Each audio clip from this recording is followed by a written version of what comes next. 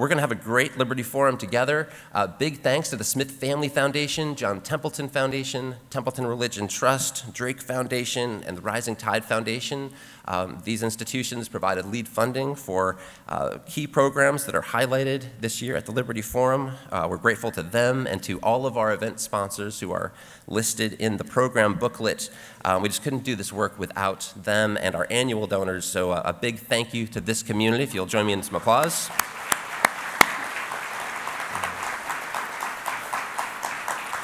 We're also grateful to the speakers that are going to be coming to the stage now, but I want to recommend one thing. I think I saw our friend Fred Young in the room. He's going to be a Shark Tank judge later, but I learned one important thing from Fred, who has this great engineering mind, and I think he had this frustration that too much time in sessions is taken up with the applause from the audience cutting into the prepared remarks, so he's recommended that we all learn to just do a single clap when speakers come to the stage. It requires some practice, so it's going to be a 1, 2, 3, and I cue you guys up. Yeah, we got to, okay, we're going to practice for real. 1, 2, 3, bam, you guys nailed it. Okay, let's put our newly acquired skill into action as we bring to the stage, in my book, one of the heroes of 2022 who's shown how our community can flex to do things outside of the ordinary. From the Bendukidze Center in Ukraine, Nataliya Melnyk.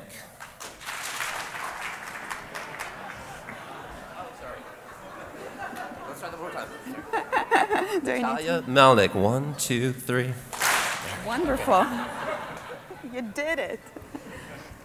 It's wonderful to be here with my very extended international family again. And to begin with, I would like to take you on a short tour of what life in Ukraine is right now.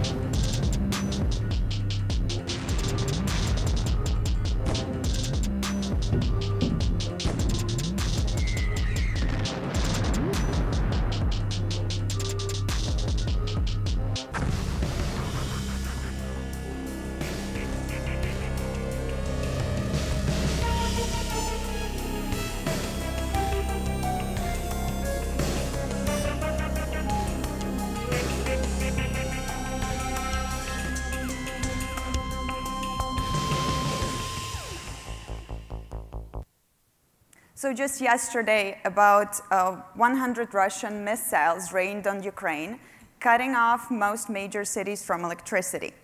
And we're talking about millions of Ukrainians in darkness, hundreds of thousands without access to food, water, heating. So they're hungry, they're thirsty, they're cold, but guess what?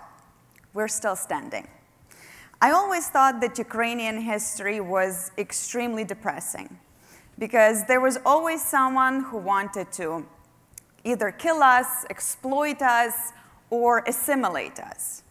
But after having experienced 2 major revolutions, countless protests, more than I can ever count, and 8 years of war, plus the 9 months of this latest large-scale invasion, I have come up with a number of conclusions that I would like to share with you today. So one of the first ones is that it's both a miracle and a normality that we have been able to survive until this day. Over the past couple of hundreds of years, we had to fight hard to keep our identity, our culture, and our language. So we went through 3 artificially arranged famines, 2 world wars, and just in the second one, at least 8 million Ukrainians lost their lives. We went through mass deportations, mass killings of carriers of Ukrainian culture. These are writers, artists, journalists, but we're still here. We still have our language, we still have our culture, and we are ready to keep fighting for it. And I think that was one of the main lessons we've learned. So in order to get your freedom, you need to fight very hard for it. But if you want to keep it, you have to fight even harder. So it was a bit naive of us to think that back in 1991, our fight was over. It was when 80% of Ukrainians showed up to vote at a referendum. And out of those 32 million, 29 million agreed to live in an independent Ukraine, which is over 90% of the population. Even in Crimea, 54% said yes to independence. In Donetsk, Luhansk, which are occupied right now, the percentage was a lot higher. It was 84%, and even higher than that in all other regions. But we're still fighting. We're still dying for our identity, for our language, for our right to determine our way forward into the future. And we are dying for our values because we really believe in them. And we think that if you carry those values with you, if you really believe in them, you need to be able to do something about them. Otherwise, these are just very pretty words, but there's nothing behind them. And another reason why we're fighting for our future without Russia. And that's why peace at all costs is not an option for us, because it's the same death, just a bit slower, right?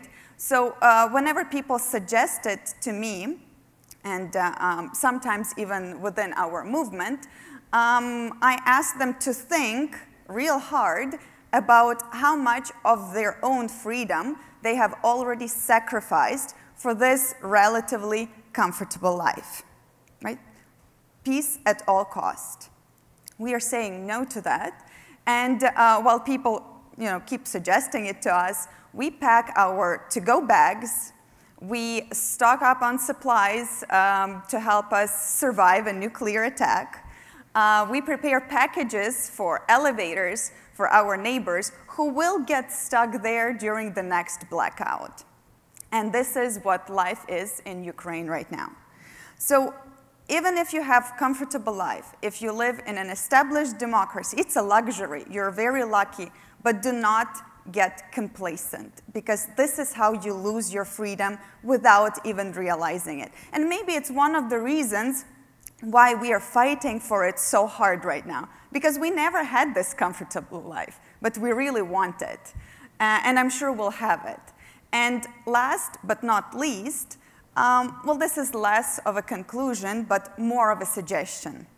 So during this holiday season, for Thanksgiving, Christmas, whatever you celebrate, give your loved ones an extra tight hug. For all Ukrainians who cannot do the same right now or ever again. Thank you very much.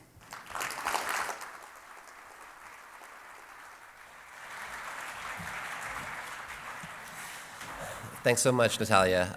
The citizens of Ukraine have been an inspiration to a lot of us this year, and in particular, the heroes within our freedom movement. We're going to have a session at 3:30 today.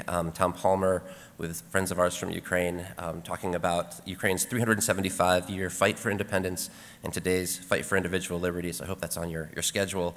Now let's bring to the stage a colleague of mine that you know and love. He's the co-author with Tom Palmer of Development with Dignity. Please get ready to clap just once, please, for Atlas Network President Matt Warner.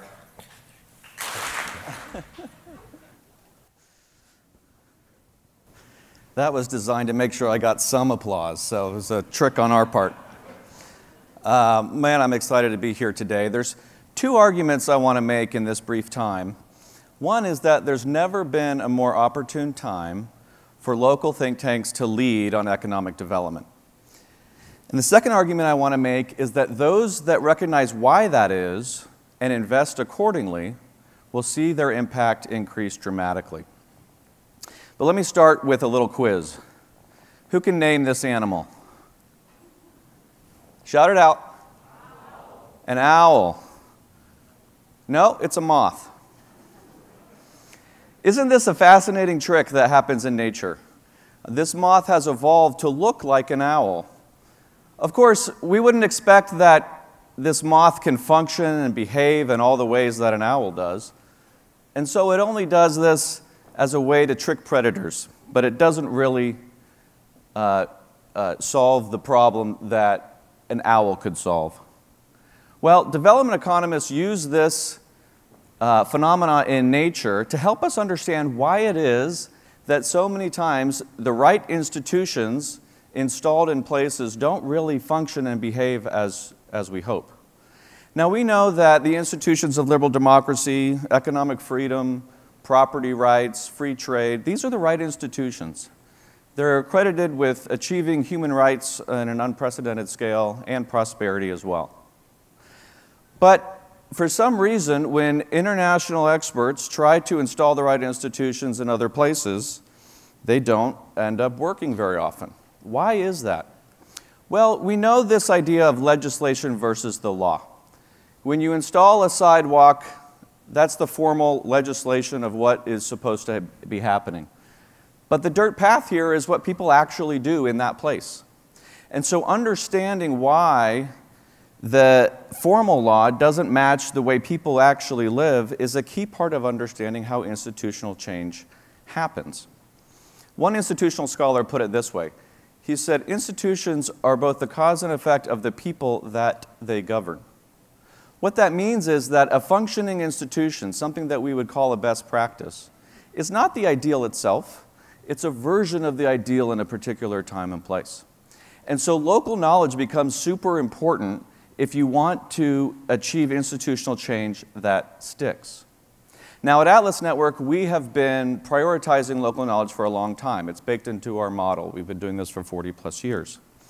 But now we're not the only ones who care about this. In fact, what they call localization is the #1 priority of the international aid community right now. And places like USAID are setting big, ambitious targets to try to shift the prerogative and design of intervention and projects away from foreigners to local organizations. Unfortunately, so far it isn't working very well, and there's lots of reasons why this would be. It's hard to redirect a ship of such large size. There's so much bureaucracy. There are a lot of political incentives. We could go on. And so the opportunity really falls to people like us in this network, the local think tank leaders and the philanthropists who support them, to get bold and lead on localization, on locally led institutional change. And so that, I think, is the opportunity if we recognize this moment and boldly take our place as leaders in this way. And I want to share what I've been inspired by as I've watched innovative think tanks not just continue to lead development locally, but really take seriously what it means to care about the practical effects of local knowledge in place. So I'm just going to share 3 brief practices that I've seen some of our great think tanks doing that I think help really harvest the true fruits of localization and local knowledge. Prioritization, fieldwork, and co-design. Now, you'll see that all 3 of these, it's not some step-by-step linear process. These can all work together in parallel and in tandem and reinforce each other. So now I'll just briefly go over a few of these ideas. Prioritization. Of course, it would be exciting if you could go to a country or if you're working in a country and just get a whole laundry list of every dream, institution, and policy that you ever wanted. But most of the time, we are identifying priorities and we're advancing strategies to achieve them. And we're doing the hard research to understand their impacts and to make the case. Well, look at this river. If you imagine that the flow of water is like economic freedom, and the faster the flow of water, the more economic freedom there is. Now, any debris or obstruction in the river is going to get in the way of that. It's a barrier to economic freedom, regulation or bad policy or an institution that doesn't really function correctly. Now, removing a twig downstream is certainly not a bad idea. If you identify a priority, there are going to be people who benefit from that change, and there's nothing wrong with that. But it's really helpful to do some effort to understand the fuller picture of how different institutions are interacting with each other. So removing a twig downstream may not make a big difference if there's a large obstruction upstream, some boulders and some logs that have fallen in. So this can help us not overpromise that any sort of free market reform is going to change the world. Again, that doesn't mean don't do it. It just means to look in context. And just very briefly, one of the ways to start to do an exercise to think about prioritization, I would recommend this growth diagnostics exercise by Ricardo Hausmann. And you can go and learn more about that or talk to me afterward if that interests you. But again, the idea is to not just think about our wish list in the abstract, but to do some analysis and context about not just what the right policies are, but what policies are going to have the biggest effect right now, given the environment. The second one is field work. This has been really exciting to see how successful think tanks have been in this area. Going out and talking with people on the ground whose lives you hope to see improved by the policies that you care about, start a listening tour, get them involved, see whether they care about these things. We've seen lots of examples where we got the right law passed, and then as it turned out, the people on the ground didn't really trust that it would really help them, or they didn't really want to engage it in a way. For example, a new property rights opportunity to get titling. We make too many assumptions when we don't spend time with the communities understanding their needs. And then the last one, these are great examples of some of the people that our think tanks have identified. And you can see videos about these, and we'll be hearing more about it with some of our other speakers. But again, helping think tanks combine the research with the real lives that help us really understand how things are working. And then the last one, co-design. So this is a quick diagram that kind of brings it all together, that the idea of achieving a stronger institution, again, historically, we've looked on the we know it works line, so maybe property rights in Denmark are really good. So we just try to adopt those. What this helps us see is like, well, start with what we know is possible in a current place and start working there collaboratively with lots of people involved. This practice comes from Matt Andrews, and he works with bureaucracies, but you can also do it with a stakeholder community. And so you can rethink it as the co-design space for new institutional change and new policies is somewhere in the middle. Develop your own version of the ideal for our ideas, rather than just try to adopt the abstract. And so I would just lastly encourage all of us to remember that we are out there trying to build and strengthen institutions of liberal democracy, and that we want owls and not moths. Thank you very much.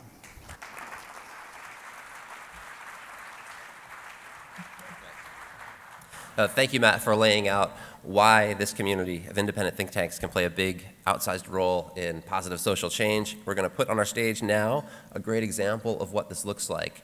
Our team at Atlas Network often talks of Center for Development and Enterprise Great Lakes from the Central African nation of Burundi as the think tank that takes away all the excuses. If this modest 5-year-old organization can achieve breakthroughs in Burundi, we've got to stop complaining, roll up our sleeves, and get to work. Let's meet the founder of CDE Great Lakes. Welcome, Aimable Manirakiza. 1, 2, 3.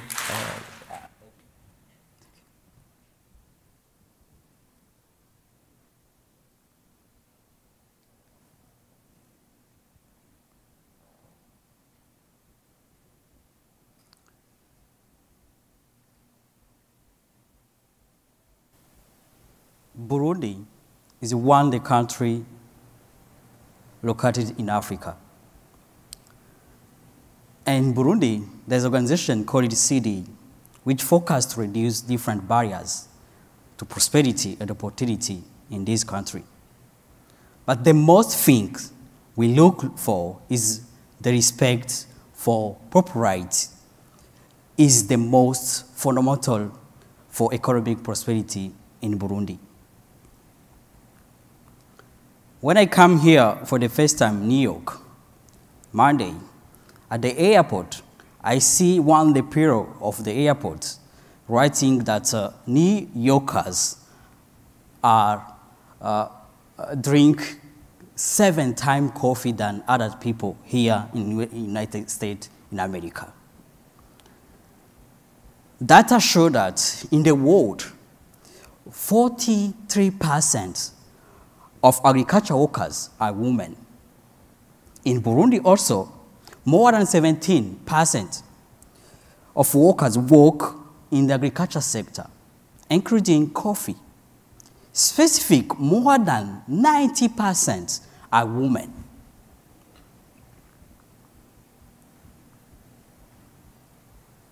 Ndayishimiye Esperance is one of women who live in Burundi, in east of Burundi. Ndayishimiye Esperance, he born in family of 10 persons. Most of the 10 persons, Esperance is a girl. He born in 10 persons. After 10 years, he became married to his husband. And with her husband, he made 4 kids. After 5 years, with this family, Esperance, Esperance's husband died. After the separation of husband Esperance, Ndayishimiye, the husband family take Esperance Ndayishimiye go out of the land in Burundi. Esperance was one the agriculture, working in the land many years with his family, but also with husband. When husband died, Ndayishimiye Esperance left his home without any land, any right to his land. The CDE have seen this issue for many women, like Ndayishimiye Esperance.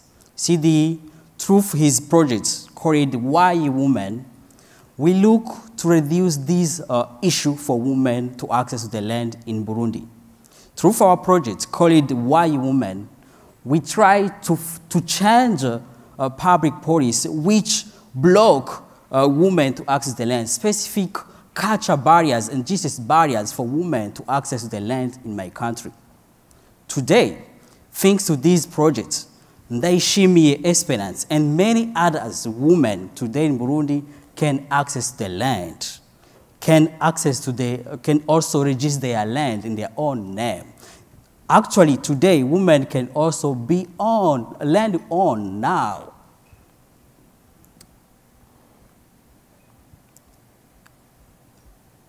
My friend, Enland, say something very important.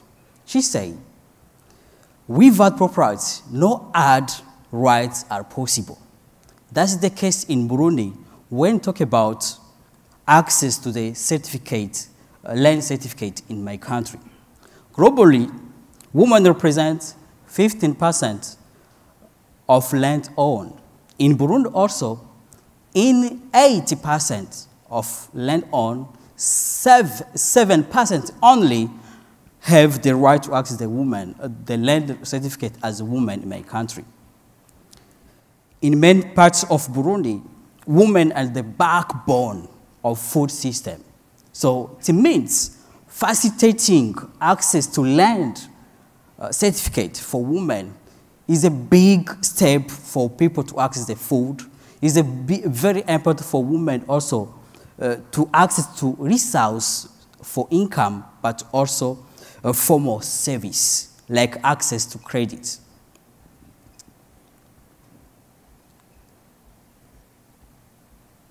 When I talk about land certificate in Burundi, it means only 7% of women have actually able to get the land certificate. Why this situation? Why this matter? Why this situation for women? Why women can't access to this land certificate? Is 4 reasons. The first reason is culture. Second reason is time to access to the document. Is money which government asks for women to access these kind of people. But also is different documents, different step to access to the land certificate.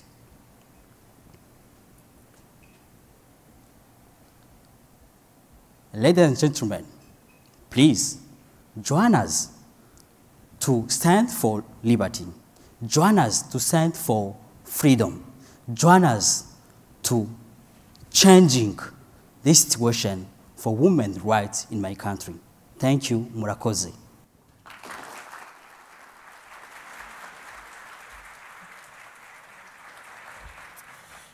Thank you, Aimable.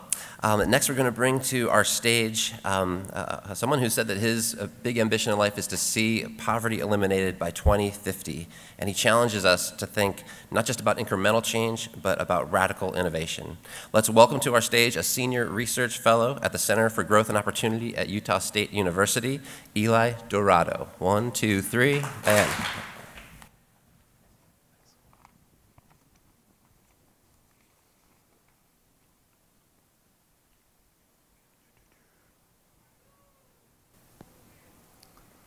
What is the future of economic growth?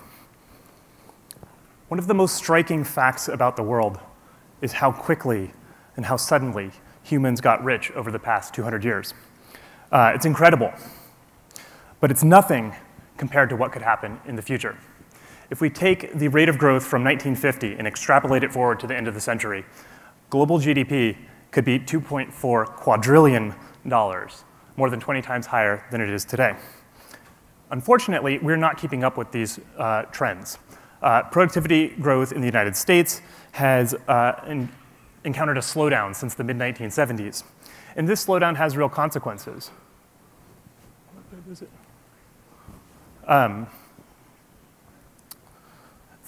Think about your annual salary.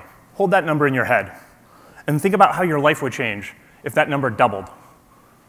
That's about the magnitude of the cumulative effect of the slowdown, and it has led economists to call this period that we're in the Great Stagnation. Now, some people don't believe economic statistics, so let's look at a little bit of other data. This primary energy use per capita grew at about 2% per year from 1800 to the mid-1970s, and then it faltered. And if the trend had continued, we'd have access to about 3 times the amount of energy that we do today. What would we use that energy for? How about fly faster? In the mid-1970s, we got Concorde, which went across the Atlantic at Mach 2. But today, it flew for 27 years, but today we don't have access to any supersonic airplanes. You can't fly supersonic at any price. And in fact, we're flying slower across the Atlantic today than we did in the late 1950s. Drug R&D has also regressed, at least when you control for the dollar amount that we put in. There's likely a lot of reasons for this, but if you take as a baseline the R&D effectiveness from 1961, which was the year before Congress changed the FDA approval rules, we were missing about 20,000 drugs off of the market. And finally, let's take an international comparison. Since 2008, China has deployed 40,000 kilometers of high-speed rail, and the US has deployed 0, despite the fact that in the 2009 stimulus, $8 billion was earmarked for high-speed rail. So why are we stagnating? Economists are divided on this question. And one camp of economists thinks it's because we've picked the low-hanging fruit. We can only get the benefits of discovering electricity or chemistry or the internal combustion engine once. And once we work through all those benefits, all that's left is more complex inventions. In other words, ideas are getting harder to find. Now, I don't think that explains the Great Stagnation. I think ideas are getting harder to use. As we have gotten richer, we have become more complacent. As a society, we have become unwilling to bear the costs of doing great things. Here are the rules. No one may be inconvenienced. No one may get hurt. No jobs may be lost. Within those constraints, you can innovate all that you want. These social values, what they lead to is intractable policy problems, vetocracy, preemptive safety regulation, make-work policies. We're unwilling to bear the costs, and that is what is holding us back from an abundant future. This is the cheapest house that is for sale in Palo Alto, California. I checked last week. Would you buy this house? If we want abundant housing, we need to make it possible to convert this extremely valuable land into more housing. However, the local vetocracy makes that impossible. There's a staggering amount of energy in Earth's crust locked up in the form of heat. Thanks to advances in fracking developed in the shale fields, we now have the technology to harness this geothermal energy and convert it to forms of energy that we can use. This is a massive resource, 40 times bigger than fossil fuels and nuclear fission combined. Unfortunately, if you want to develop a geothermal project on federal lands, you have to go through up to 6 NEPA reviews, and each one of these is an opportunity for public involvement and potentially a lawsuit. We all want new electric vehicles, but there's one problem. Where are we going to get all the batteries? We've effectively made many kinds of mining illegal in this country, and we need not just lithium, but battery metals like nickel, cobalt, and manganese. What if I told you that off the coast of the United States, on the ocean floor, there are nodules made up of battery metals, just sitting there? This picture is from off the coast of Georgia, but there are similar deposits of polymetallic nodules on the Pacific side, too. Unfortunately, no one has been licensed to collect these commercially. There is a drought afflicting the western half of the United States. However, we actually have the technology to permanently end water scarcity if we only wanted to. This is a desalination plant that happens to be from Singapore. But if we made enough of these on the California coast and pumped the resulting fresh water to the headlands of the Colorado River, the drought would be over permanently. It would take about 2% of current US electricity use to do the desalination and the pumping necessary. We could have water abundance. But does anybody think that such a project could get through our vetocracy in the United States today? This is a passenger aircraft being developed right now by a company called Hermeus in Atlanta. And it will cruise at a speed of Mach 5, which will take you from New York to Los Angeles in about an hour. Unfortunately, that route is actually illegal because we prohibit all supersonic flights over the United States, no matter how much the sonic boom is softened. FAA regulations will also add billions of dollars in cost and years to the development timeline of this vehicle. Would you rather spend your old age trapped in a wheelchair, or would you rather be spry, limber, and active into your 90s and possibly beyond? You could play with your great-grandchildren. Biologists are making incredible progress at understanding the mechanisms of aging, with the possibility of developing drugs that extend both health span and lifespan. Wouldn't it be a shame if these drugs came on the market just a bit too late for you to take advantage of them? In a society with abundant resources, we'll expand into the cosmos. This is a rocket being developed by SpaceX to take humans to the moon and Mars at an actually affordable cost. Unfortunately, Congress has sunk tens of billions of dollars into a different boondoggle of a rocket that coincidentally launched for the first time this morning, half a decade behind schedule. And it's already economically obsolete. So why did Congress spend so much money on such a lousy rocket? To create jobs at Boeing, of course. So have we picked the low-hanging fruit? Of course not. Unfathomable abundance is possible. But the question is, are we willing to bear the costs?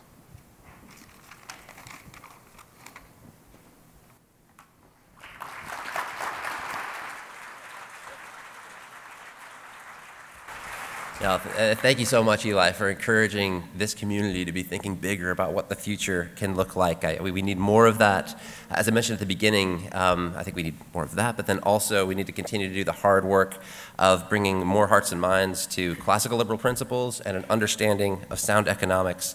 And that's why it's really exciting to see the incredible impact that our friend Axel Kaiser has had this year with his book, which translates to The Street Economist. Axel hails from Chile. He collaborates with our Center for Latin America at Atlas Network, and his book has been at the top spot or near it on Amazon bestseller lists in multiple countries. Please welcome Axel Kaiser. 1, 2, 3. Yeah. Okay, thank you, Brett. Thank you for this fantastic opportunity to speak about a story that is taking place in Chile and that no one believed it was possible. And it's not only taking place in Chile, but also in other countries in Latin America. So there is no mystery there that most people don't know a lot about economics. Most people don't understand economics, and I'm not referring just to regular folks. I'm referring to the elites, politicians. I'm referring to intellectuals, professors at universities. So many of my friends, for instance, don't know anything about economics, even if they have PhDs in philosophy, history, you name it. So I thought to myself, what can I do to help them?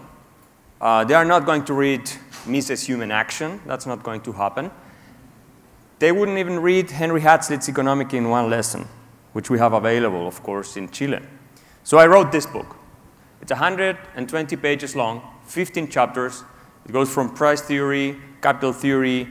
It covers free trade and all of that. No footnotes, no math, no graphs, no authors cited. In other words, academic suicide. I wrote it anyway because I don't care. I care about changing minds. What happened? This has become the most sold book on economics in Chile's history already. It's 50,000 copies after a year of publication, and it's still #1. This is from last Sunday, the ranking that you can see on the left, and the other one is it hit the top 3 on Amazon in Spain. So it has been a huge success in Spain as well. It has been a huge success in Argentina, in Colombia. It's being very successful in Mexico, and so on. You can see here different libraries. And why is it the case that it has become so successful? Well, people are sharing it on Instagram. It's a social media phenomenon. That's the reason. In Chile, I didn't give many interviews. I did some. In other countries, I gave many interviews. And so this is the reason why people are buying it, because others like themselves are sharing it. There was a hunger for this content, and no one was covering this.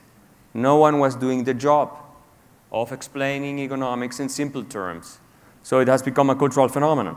Of course, the left says that it's all being bought by Chilean billionaires who want to prevent the burial of neoliberalism under our current president, Gabriel Boric. But the truth is that people are reading it everywhere, and they're sharing these sort of stories. On the subway or on the plane, some people on their honeymoon at the Niagara Parks. And this is the most incredible one, who had a heart attack and was recovering, and he took the book in Spain in order to read something while he was recovering. Crazy. This is some of the interviews I've given, and you can see that most people give 5 stars to the book. Of course, we have the trolls that go into the websites, and they always put like 0 stars, they haven't read it, but it's part of the cultural war we are engaging here with the left. They really hate the fact that someone who is not on the left, in the case of Chile, is leading the best-selling, now long-seller book is this, nonfiction. I'm beating all the self-help books. Self-help. My publishers say they had never seen something like this, and they didn't expect it. This covers for Brazil and Germany. We kept the English title in German because Straßenökonom was something like didn't make a lot of sense. So they are going to publish it with an English title. And the subtitle is 15 Lessons in Economics to Survive Politicians and Demagogues. That's the subtitle. So 15 Lessons in Economics to Survive Politicians and Demagogues. And you can see we have a red wave in Latin America that sees no stopping, and by red I mean socialist wave. So the book comes at the right time. So let me share with you a few conclusions before I finish. People want to learn. It is not true that people are not interested in economics or things like that. I hear this all the time. Young people, they don't want to read. Regular folks, like people who are buying this book, the Uber driver, like it's all sorts of people, different people. And I'm not even taking into account the book that has, because it has been pirated, it's a pirate edition, is being sold on the streets everywhere. So people want to learn. There is a hunger for this content. We need new faces spreading the same message. It's not enough with Henry Hazlitt's 1946 economics in one lesson. That's not enough. We have to write new works with new faces and be able to communicate the same ideas, you know, in the way that they have to be communicated nowadays, which is social media. We have Henry Hazlitt's book available in Chile, as I said. No one buys it. Few people. Why? Because they don't relate to Henry Hazlitt. Not in Latin America. I don't know what the records are here in the United States.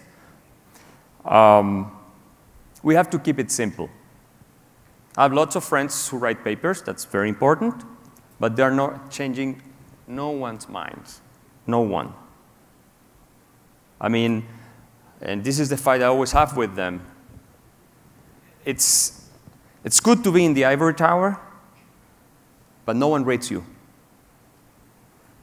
There are exceptions, of course, but usually they don't have an impact on how people think. We have to bring things like positive economics or Austrian economics, sound economics, let's call it that way. We have to bring it to the streets. That's why I call it the street economist. And people reacted. We have to keep it sexy. I mean, like juvenile. We have to keep it entertaining. We have to keep it fun. You know, we can't dress like very fancy all the time because some people don't relate to that. A lot of people, especially young people, they don't relate to that. So it's also you know, aesthetics is a very important part of this message. They have to relate to you. You have to offer something more than content. You have to offer an experience. And we have to be everywhere. By that, I mean we have to be on the media, of course, academia, but we have to be on social media. We have to go on YouTube programs with influencers. We have to be everywhere. It's very good to have people who think about the theory of warfare, but we need soldiers who really fight the war in order to win it.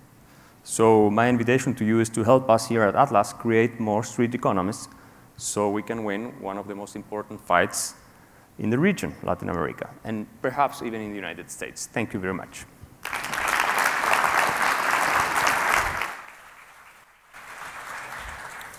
Thanks, Axel, and congratulations on the success of the book. And I like that last conclusion about needing to be everywhere. It's very convenient that we have almost everywhere represented at Liberty Forum and in this community that Atlas gets to bring together. Another thing that I think our community is uniquely positioned to do is to help make this connection between the fundamental principles we believe in and a bigger vision about what we're trying to accomplish together. And our next Cornerstone talk may provide us with a little bit of this macro lens for backing up and thinking about the something bigger that we're all trying to create together.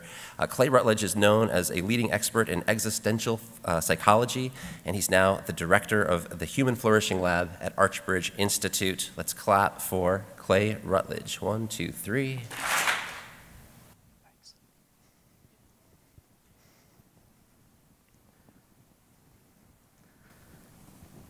The human brain is an amazing organ. Though it only accounts for 2% of the weight of an adult human, it uses around 20% of the energy our bodies produce. Many of the tasks our brains complete happen without our conscious awareness. When we're asleep, for instance, our brains remain very active, regulating the bodily processes that keep us alive. But what's really cool and unique about the human brain compared to the brains of other organisms is the advanced cognitive capacities that give us the power of self-reflection, self-regulation, and ultimately self-determination. We can think deeply about what we want to do with our lives, and then we can turn those thoughts into actions. We have incredible imaginations that allow us not just to dream, but to experiment, create, build, and innovate. We're certainly not the only social organism but we are unique in our ability to generate, test, and share ideas that advance our understanding of the world and help us take on the type of collaborative projects that improve the world. Ultimately, our advanced cognitive capacities make us an existential species. We don't just strive for survival, we strive for significance. We want our lives to be meaningful. Interestingly, in our discussions of freedom, we talk about the legal, economic, political, philosophical structures that support freedom, but we rarely talk about the underlying psychology that makes these broader structures possible and sustainable. For example, now there's some debate about whether or not certain mental illnesses are truly becoming more common. But there is good evidence that at a minimum, Americans, and especially American teens and young adults, are becoming more anxious.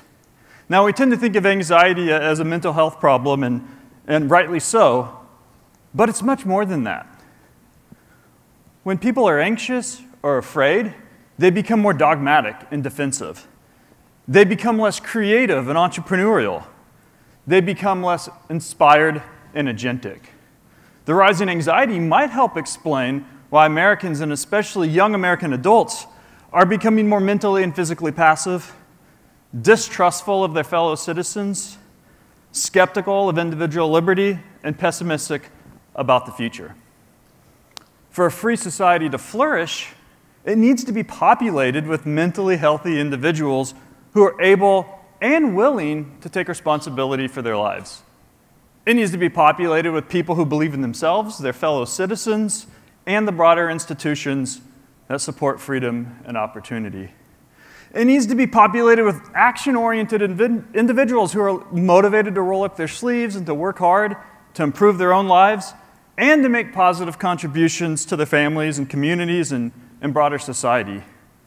It needs to be populated with people with an optimistic outlook, because optimism drives the type of creative, innovative, and aspirational projects that advance civilizational progress. Critically, it needs to be populated with people who believe in their ability to live meaningful lives. Now, I think meaning is at the core of psychological freedom because it is such a powerful self-regulatory and motivational resource. In other words, meaning's more than a feeling. It has an agentic nature, what I refer to as existential agency or the meaning mindset. When people fully embrace their ability to make meaningful contributions to the world, they take ownership of their life journey.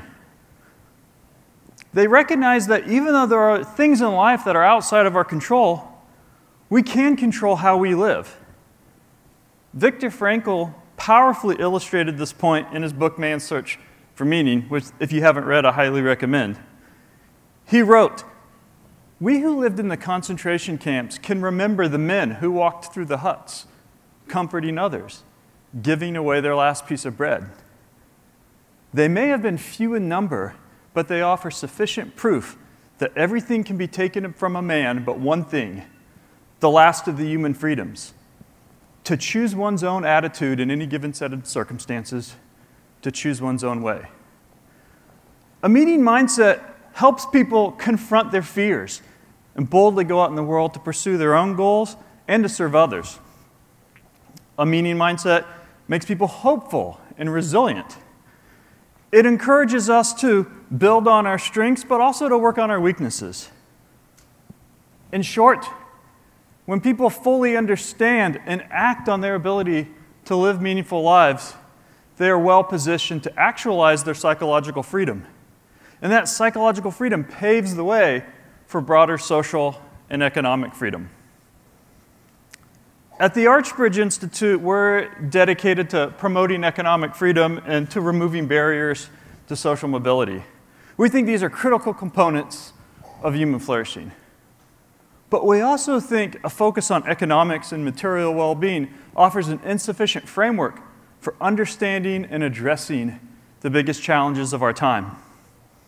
We need a more holistic approach that recognizes the psychological and related social needs and dispositions that drive a considerable amount of human activity. This is why we recently launched the Human Flourishing Lab. Our approach to human flourishing is based on a fundamental belief in human potential and agency. It recognizes that at our best, we are not just able to serve ourselves, but to make positive contributions to the world.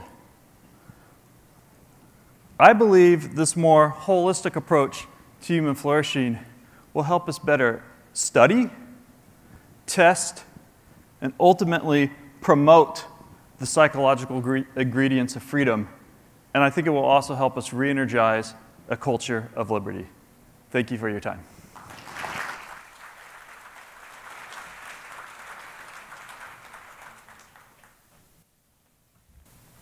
Thanks so much, Clay. I think that one of the things that I love about that talk is that it kind of highlights what I hope people find here in the community that we bring together at Liberty Forum, this sense of meaning and purpose. I think there's always newcomers in our audience that are experiencing this and the camaraderie around how we try to advance freedom. They're experiencing this for the first time. So I hope the old hands here will go out of their way to help make the newcomers feel at home as they're exposed to big ideas and as they see how this work plays out very practically with the stories of the institutes that we get to work with. And we're going to move in that direction as we get to our last Cornerstone Talk. We now have a competitive program at Atlas Network called Smart Bets. It has us identifying 10 organizations each year that punch above their weight, and the Smart Bets class of 2023 will have a chance to pitch our donors tomorrow at a special invite-only Liberty Investor Summit. And just yesterday, we announced the winner of a prize within the Smart Bets class of 2022, a community of 10 that got to present at the Liberty Investor Summit a year ago, and receiving a $25,000 prize for achieving outsized impact over the last 12 months among this community is the Lebanon Institute for Market Studies, represented by our last speaker in this session. Let's all get ready to clap for Christelle Mardini. 1, 2, 3. Thank you.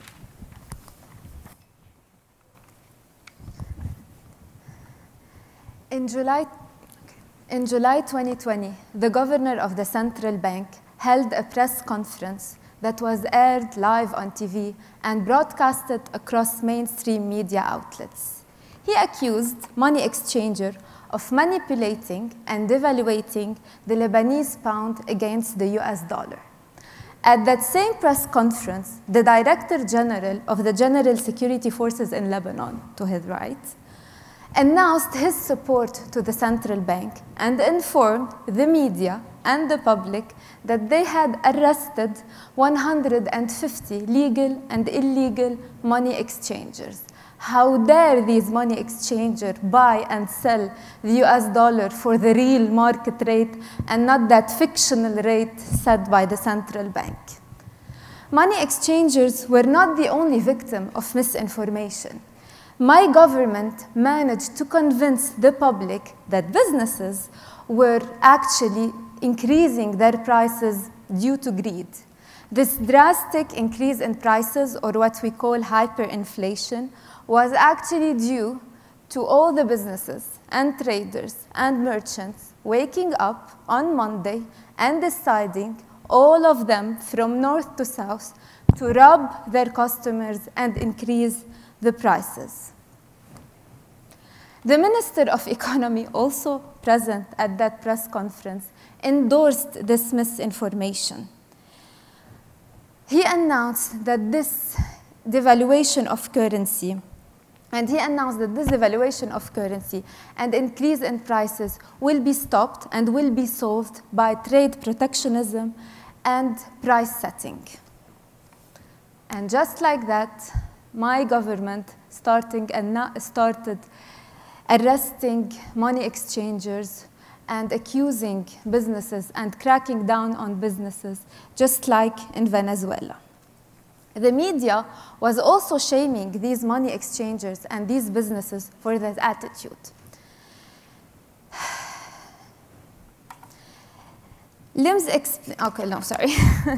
Yep. My government used the media to convince residents in Lebanon that greed was the real reason why the currency is devaluating. This spread of misinformation was not only harmful to businesses, the whole nation was froze. We were unable to buy or sell anything. This spread of misinformation turned the whole nation into victim. And this is where we stepped in. My slides, yeah. LIMS, through its Erase project, supported by the Atlas Network, educated the public that the national currency will continue to devaluate due to poor monetary policies. We utilized LIMS media platform and started showing data on how money supply increased by 7-fold in 2 years' time. Wait, this is it. Increased by 7-fold in 2 years' time, causing hyperinflation and continuous devaluation of the currency. LIMS also explained that the hyperinflation was not due to greedy merchants or money exchangers or trade deficits. The real reason is the increase in money supply. Therefore, arresting people will not actually solve the problem. In 2020, we started our campaign by engaging Professor Steve Hanke. LIMS managed to arrange for him media interviews with Lebanese media outlets. They called him the currency doctor. In 2020 and 2021, LIMS and Professor Hanke did hundreds of interviews on the topic. In 2021, thanks to the Atlas Network's smart bets, LIMS transformed the website into a news and analysis platform. We published daily economic news, analysis, and scoops. Scoops are usually news censored by other media outlets. The website also included a data page that gathered key economic indicators in Lebanon and presented them in a user-friendly format. The website appears second on Google search when you search for the central bank exchange rate, or what we call in Lebanon, Sayrafa. This data page, actually, the visitors stay on it for 9 minutes scrolling our data page. The website is progressively becoming the go-to online platform for journalists interested in the economy of Lebanon. Website page increased by 17%. Website number of visits to the top 3 pages increased by 50%. We created an integrated digital platform that combines our redesigned new website with our social media network. All the audiovisual content embedded on the website and selected content were shared from the website to our social media. We also produced content dedicated to social media, where we advocated to stop printing money.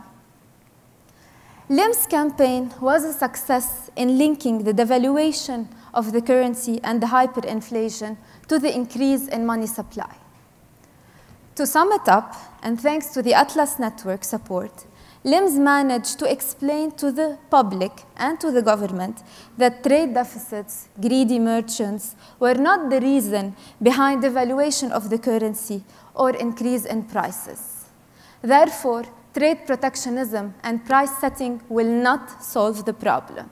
Instead, LIMS advocated a plan to stabilize the currency either through a currency board or a full dollarization. We may have not been able to establish a currency board yet, but we certainly won the war of information against the government. Thank you.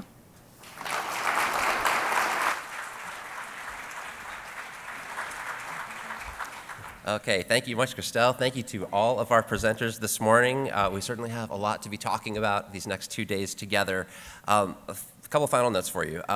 Please be sure to visit the exhibitor booth for all of our exhibitors, but in particular the Atlas Network booth.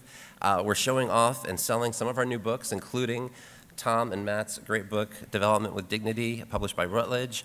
And also one other thing, wait for it, this is the perfect gift to buy for the holiday season. Do we have a slide?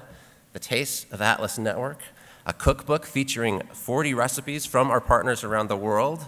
We have limited hard copies here at Freedom Dinner, or at Liberty Forum, but you can also order them online, so please take a look at that. Each copy sold supports our efforts to advance freedom around the globe.